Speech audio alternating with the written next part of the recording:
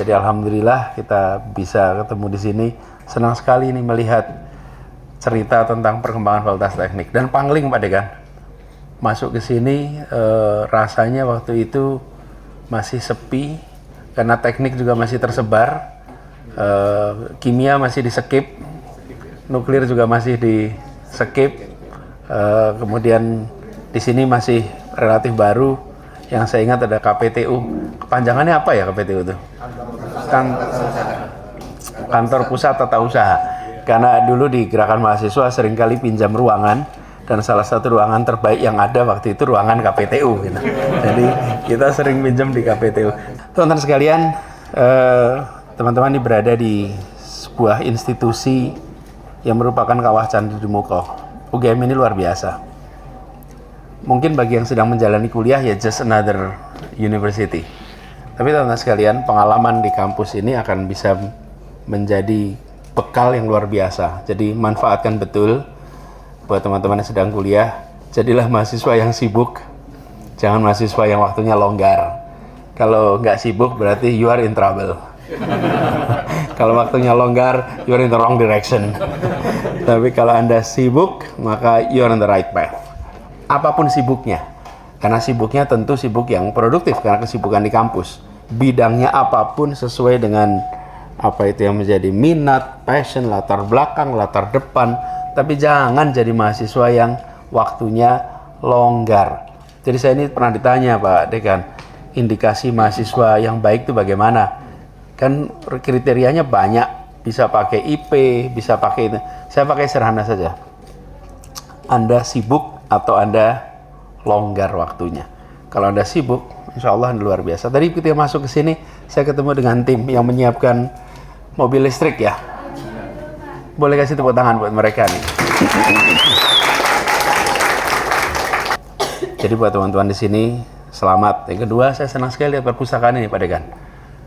Apalagi banyak buku-buku yang non-engineering. Saya mau cerita sedikit. Terus ini ya.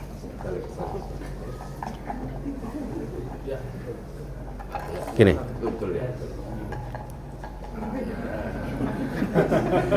Rasanya kayak tour guide.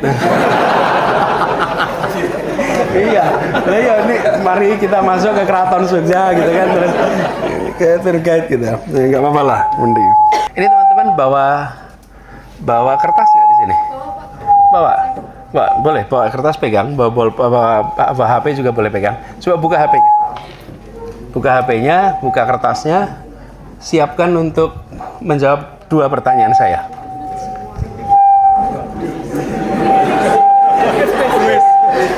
Quiz. Ini pertanyaan ini tolong dijawab. Kan ini kata yang terbaik loh. Tolong dijawab, jangan tengok kanan kiri. Kedengeran nggak sih suara saya dari sana? Kedengeran? Kalau kedengeran nggak usah dah pakai ini. Malah noise-nya kebanyakan. Anda tulis ya jawabannya. 2 pertanyaan. Udah siap? 8 kali 7 sama dengan? Jangan dijawab lisan, ditulis. Ditulis, jangan dijawab secara lisan, tulis saja. Pertanyaan kedua. Tuliskan 2 kalimat yang berirama. Write 2 lines that rhymes. Bikin pantun. Bikin pantun. Pertanyaan pertama sudah selesai? Coba. Anda yang kedua udah? Sudah Pak. Udah? Sudah Pak. Anda udah kedua? Insya Allah. Insya Allah. Anda udah? Oke, yuk sekarang saya minta volunteer. Adakah yang menjawab pertanyaan pertama bukan 56? Kalau ada matrikulasi Mas. Oke. Pertanyaan kedua. Ada yang mau jadi sukarelawan membacakan? Yuk, langsung berdiri yang keras. Senjata menghiasi sore hari.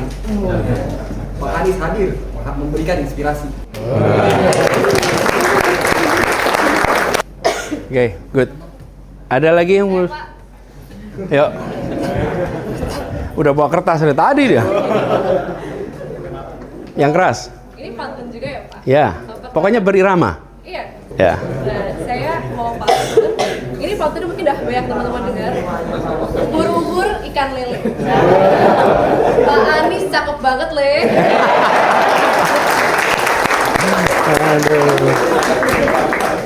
Wah, ini kelepek. Namanya siapa? Ratu, Pak. Ratu. Makasih Ratu. Oke, ada lagi yang mau sukarela? Saya Pak. Yuk. Selamat sore Pak. Sebelumnya kenalin nama saya Zaf, saya dari Teknik Industri. Mungkin karena hari ini lagi bulan puasa, jadi saya pengen dua kalimatnya berhubungan sama puasa. Buka puasa sama yang manis-manis, jadilah orang sibuk kata Pak Anies. Oke. Unik. Yang daerah sana ada nggak nih? Oke, saya izin membacakan ya Pak. Jalan-jalan di Fakultas Teknik. Ternyata Pak Anies orangnya sangat asik. Oke, teman-teman. Udah dapat 4 kita. Ini dari 4 ini. Anda namanya siapa tadi? Asari. Asadil. Kemudian Ratu. Lalu Zafir. Iqbal. Ada tidak di antara teman-teman yang jawabannya sama dengan 4 ini? Nggak ada? Yang serupa nggak ada? Nggak ada sama sekali? Hah? Semua ada Pak Anies. Jadi coba teman-teman sekarang kita renungkan sebentar. Jenis pertanyaan pertama itu mau dijawab di Jogja, mau dijawab di London, mau dijawab di New York, mau dijawab di Cornell, jawabannya sama. Oke? Itu jenis pertanyaan pertama. Jenis pertanyaan kedua, orang sebelah Anda pun jawabannya berbeda. Betul tidak? Tidak ada jawaban identik untuk jenis pertanyaan kedua. Betul kan? Teman-teman, masa depan dimiliki oleh orang yang bisa mengkombinasikan kedua-duanya. Ketika yang kita miliki adalah kemampuan menjawab jenis pertanyaan 8 kali 7, maka di situ tidak ada kreativitas. Tapi di sisi lain, teman-teman yang bisa menjawab pertanyaan kedua tadi, di situ kreativitas. Kenapa saya ceritakan ini? Karena saya baca buku-buku di sini yang non-engineering. Itu isinya imajinasi. Yang pertanyaan kedua dijawab menggunakan imajinasi. Saya sering juga ketemu jawabannya gini Pak Dekan. Berakit-rakit hulu, berenang-renang kemudian. Ini bukan kreasi, itu imitasi. Dia hanya mengimitasi. Nah, kebanyakan dari sekolah kita, pendidikan kita melakukan namanya imitasi. Nilai tertinggi didapat dari orang yang paling sama jawabannya dengan buku yang dibacanya. Dia sedang diajari untuk mengimitasi. Nah, jenis pertanyaan kedua adalah jenis pertanyaan yang membutuhkan kreasi. Dan itu harus ada imajinasi. Tapi sayangnya, seringkali kita dikasih pertanyaan kreasi, munculnya juga dikasih selembar kertas suruh gambar. Yang muncul apa? Dua gunung dengan matahari di tengah, dan lalu ada di tengahnya ada jalan. Saya kira Jogja aja itu. Karena kalau Jogja kan ada Merbabu sama Merapi ya. Jadi kalau lihat ke sana Merbabu Merapi jalan. Masa kecil saya membayangkan itu. Ini ada jalan Merbabu. Ternyata se-Indonesia begitu.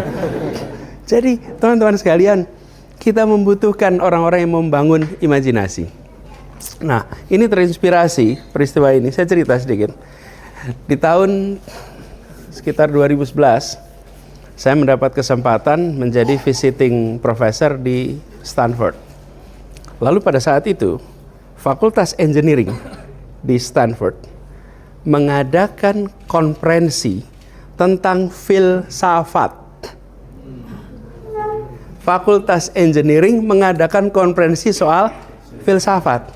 Jadi, saya ketika lihat kalau ada begitu kan flyernya di mana-mana. Saya lihat ini unik betul. Engineering bikinnya filsafat. Dia datang ke situ. Saya datang di konferensi itu, dan ternyata peserta-pesertanya adalah engineer-engineer dari Silicon Valley. Yang mereka semua datang ke situ, dan pembicaranya filosof. Oke. Lalu di situ diceritakan, apa yang ceritakan? Mereka-mereka dari Silicon Valley ini mereka cerita, kira-kira begini. Kami mengalami kemampatan dalam berkreasi. Oke. Engineer-engineer ini cerita, kami ini mentok dalam kreasi ini. Lalu pertanyaannya, gimana kami bisa menembus pentokan kreasi ini? Sampai pada kesimpulan, setelah diskusi panjang lebar, kita harus belajar filsafat.